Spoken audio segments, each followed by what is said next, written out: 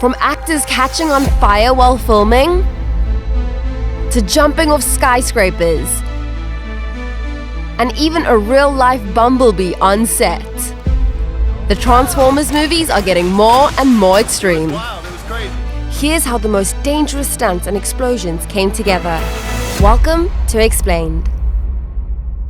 Let's start with the stunts on set. The Transformers never failed to deliver high-speed, action-packed scenes.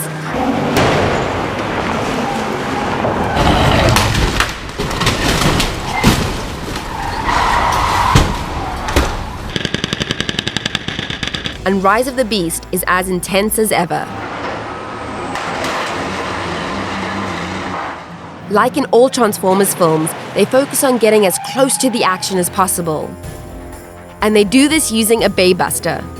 This custom stunt car has a cage on the outside that pushes cars out the way while filming car flips.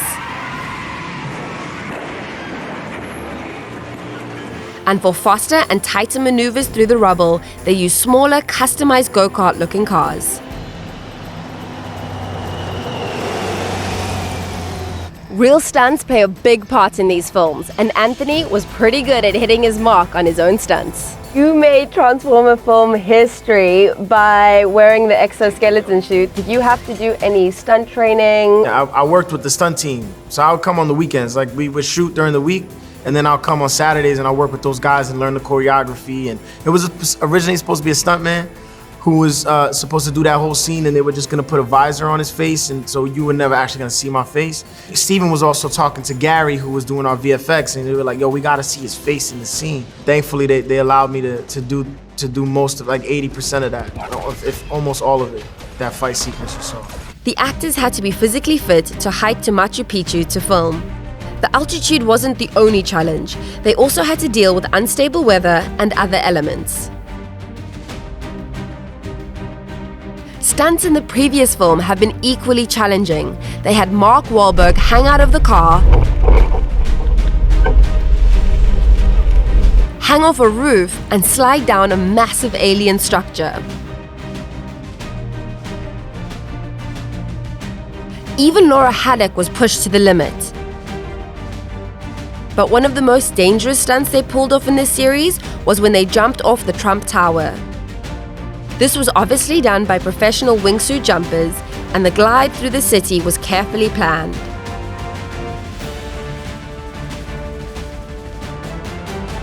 Next is the pyrotechnics and CGI action. The animation for Transformers fight scenes isn't straightforward because each Transformer has his own fighting style. So before CGI work starts, they choreograph fight scenes with real fighters. We did some live action things with, for instance, the cars, and then we'll have sometimes we'll have a character in a blue suit or a gray suit, depending on the thing. But because they're humans and we can't get it at that scale, a lot of it just comes right out of the computer-generated imagery, where we're really pushing straight out from the beginning. We're designing the characters to do the fights themselves. Pyrotechnics also plays a crucial role in filming and CGI work.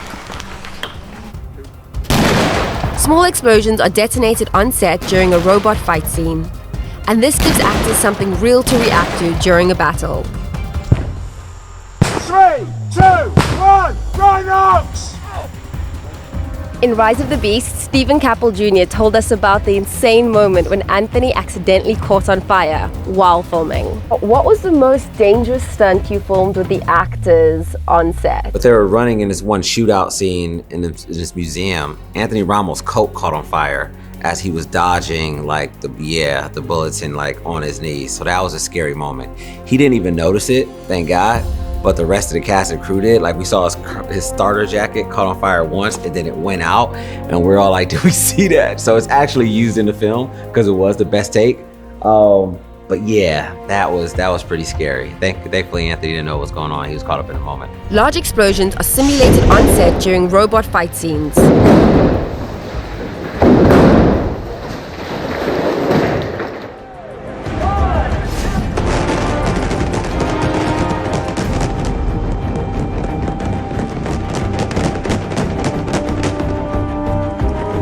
Take a look at this scene on the highway where a bus gets ripped to shreds.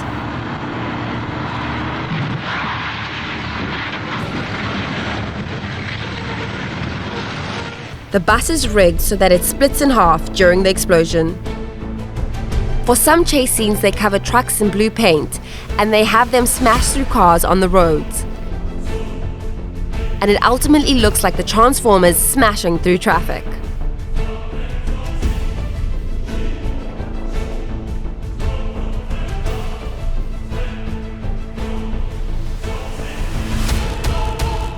Next are the Transformers themselves. Bringing the Transformers to life involves a lot of CGI work. A lot of the time, the actors had to talk to robot faces mounted on poles, and this wasn't easy. We saw a lot of new Transformers, but who were you interacting with when you were actually filming the scenes? Zero, nothing, air, talking to the sky. They came in with the tennis ball. You know, anytime we do those scenes with the Transformers, you just look at the tennis ball, you kind of rehearse it a couple times, and then the AD is like, all right, you guys got it? And we're like, yeah, sure. And they pull the tennis ball, they pull it out, and then you do the scene.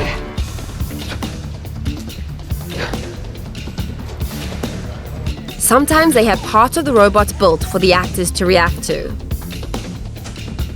On the other hand, some of the robots were built for real. Frenzy was one of them. He was more like a life-size puppet, and even used him on set for a couple of scenes.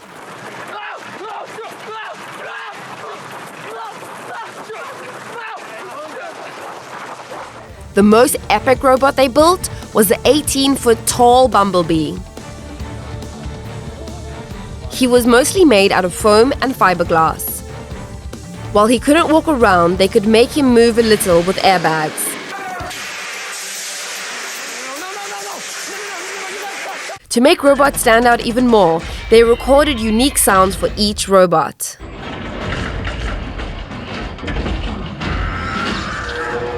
You're looking good, man. There you go, now we're friends. Animating facial expressions for the robot was hard. So to make it look more natural, they filmed the facial expressions of the actors while they voiced their characters. And forge a new army. Begin again. You can't fight the inevitable. This gets shared with the CGI team, and it helps them bring out the emotion and facial expression better. What are my orders there, Prime? Which is your favorite Transformer, and what did you think of the movie? Tell us in the comments. And don't forget to like this video and subscribe to Xplained.